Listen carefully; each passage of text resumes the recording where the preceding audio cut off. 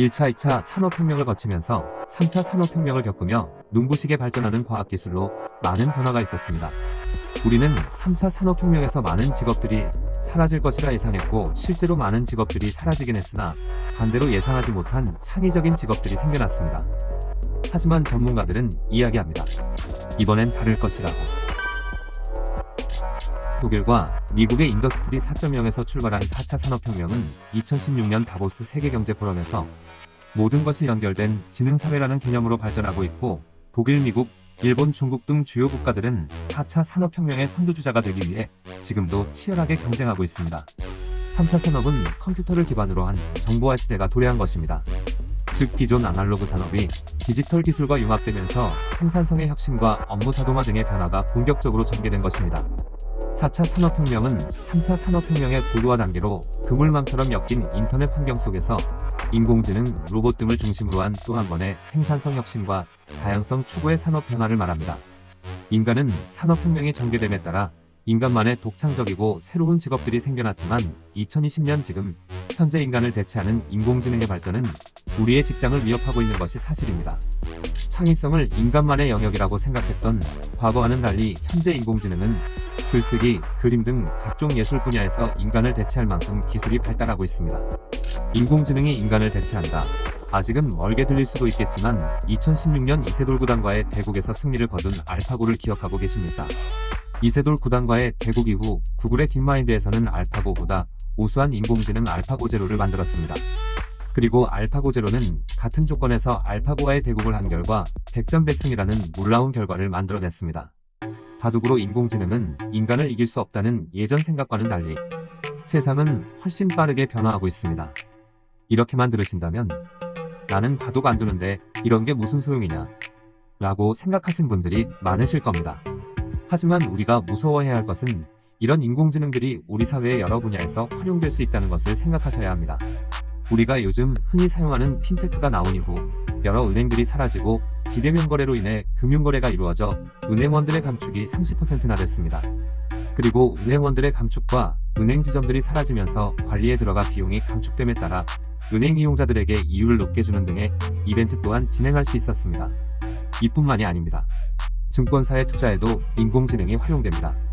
골드만삭스에서 인수한 켄쇼테크놀로지는 임직원이 50여 명밖에 되지 않는 작은 회사였지만 켄쇼테크놀로지에서 개발한 인공지능 켄쇼와 골드만삭스의 트레이더와 경쟁해본 결과 월스트리트에서 수억 원대의 연봉을 받는 600명의 트레이더가 한 달 가까이 처리해야 하는 일을 3시간 20분 만에 끝낼 수 있었습니다. 그리고 600명의 트레이더보다 더 일을 잘해낼 회사에 많은 이익을 안겨주었습니다. 덕분에 598명의 골드만삭스의 트레이더들은 짐을 쌀 수밖에 없었고 나머지 2명의 트레이더들은 인공지능을 보조하는 정도의 일만 하고 있는 것이 현실입니다. 우리나라의 사례도 있습니다. 현재 가천길병원에는 인공지능 의사 왓슨이 들어와 있으며 2016년 도입한 인공지능 의사 왓슨은 글의 말 암 환자 100명을 대상으로 만일 인공지능 의사와 인간 의사가 서로 다른 처방을 내린다면 어떻게 할 것인가라는 설문에 100명 모두 인공지능 의사의 처방을 따르겠다고 답했고 실제 암 환자들은 인간 의사와 인공지능 의사 왓슨의 치료법이 다르게 나오면 인공지능 의사 왓슨의 처방을 따랐습니다. 환자들은 왓슨이 미국 최고의 암센터에서 일할 때 1,000명의 환자 진료 기록을 분석, 무려 300명의 환자들에게 인간 의사들이 놓친 암 치료법을 제시했다는 사실을 이미 알고 있었기 때문입니다. 그리고 제가 지금 말하고 있는 것도 사람이 직접 말하는 것이 아닌 TTS를 활용한 인공지능 성우입니다. 사람이 말하는 것과 완전히 똑같지 않지만 과거 기계음 같던 TTS와 비교한다면 많은 발전을 이루지 않았나요?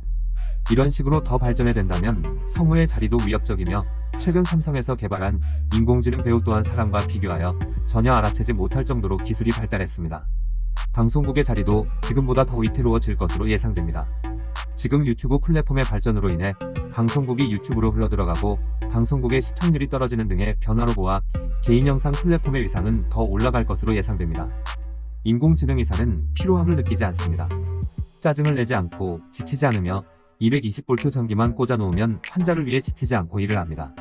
우리가 생각하는 사회 고위층이라 생각되는 직업도 이렇게 인공지능의 위협을 받고 있고 현재 우리가 하고 있는 일에 대해서도 인공지능에 대체될 수 있다는 위기와 경각심을 가져야 합니다.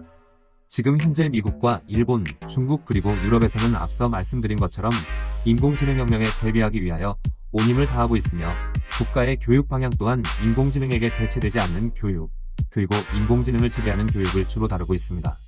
일본의 경우 150년 만에 수능을 폐지하고 아베 총리는 여기엔 일본 민족의 생존이 달렸다라고 말하며 교육의 방향성을 바꿨습니다. 하지만 우리나라는 아직 인공지능이나 여러 기술들에 뒤처져 있으며 경각심 또한 느끼지 못하는 것이 사실입니다. 생각해보면 CEO 입장에서 인간보다 일을 잘하고 동료와 싸우지 않으며 하루 종일 불평불만 없이 일하는 인공지능을 쓰지 않을 이유는 없습니다. 인공지능이 우리의 직장을 위협하게 된다면 현재도 어려운 취업난은 더욱 심각해질 것이며 우리는 직장을 구하지 못하고 결국엔 종잣돈을 모으지 못해 계층 간의 양극화 현상은 더욱 심화될 것입니다. 우리가 느끼지 못하지만 인공지능은 앞서 말씀드린 사례들로 점점 우리의 직장을 위협할 것입니다. 그렇다면 우리는 어떤 교육을 받아야 하며 어떤 사고를 해야 다가오는 인공지능 시대를 대비할 수 있을까요? 컴퓨터적 사고 능력. 제시된 문제를 명확히 구성하고 그 문제를 풀어서 답을 내놓게 하는 프로세스적 사고력을 이야기합니다.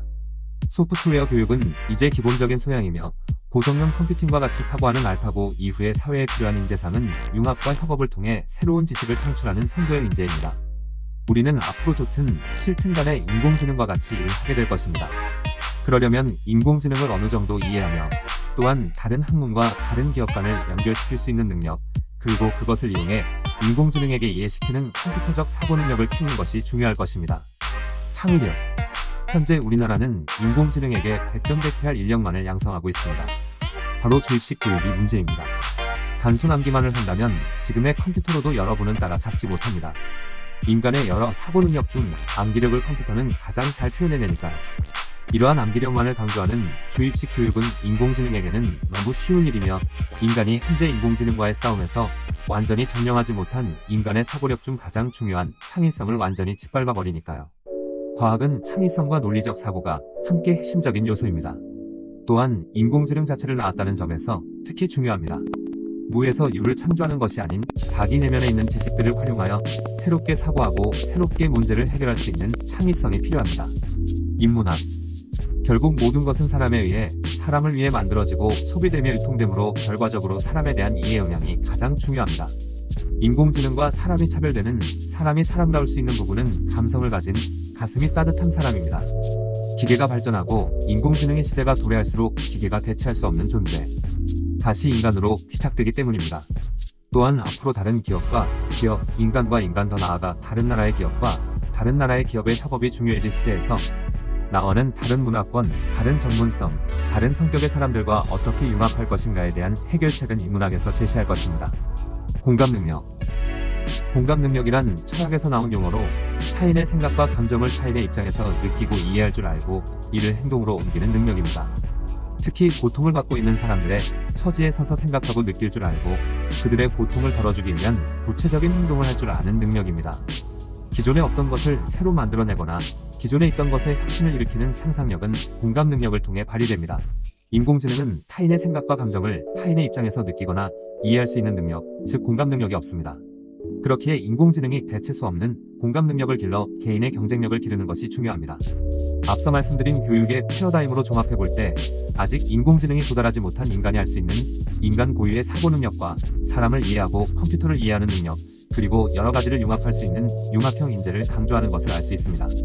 발명가이자 미래학자인 레이 커즈와일은 147개의 미래 예측 중 115개는 연도까지 맞췄으며 그의 미래 예측 중 가장 유명한 것은 인간 게놈 프로젝트입니다. 세계 최고의 과학자들이 인간 게놈을 100% 해독하겠다며 7년 동안 매달리고도 고작 1%밖에 해독하지 못했을 때 전 세계 전문가들이 언론을 통해 그동안의 진척 상황을 볼 때 앞으로 700년은 있어야 완성된다고 더 이상의 프로젝트는 돈 낭비일 뿐이라며 이제 그만 손을 떼야 한다고 했습니다. 그때 레이 커즈와일은 자신만의 미래 예측 도구로 앞으로 7년 안에 99%가 완성될 것이라고 말했습니다. 그 후 그는 미친 사람 소리 들었으나 그의 예측보다 더 빠르게 인간 게놈 프로젝트는 완성됐습니다.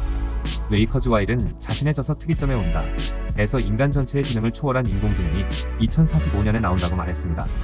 미래의 인간 세상이 노동에서 자유로운 유토피아일지 터미네이터에서 나오는 디스토피아일지는 누구도 알 수 없을 것입니다. 하지만 현재 우리는 나 자신을 대체할 인공지능에 뒤처지지 않게 발빠르게 준비해야 한다는 것은 변함이 없을 것입니다.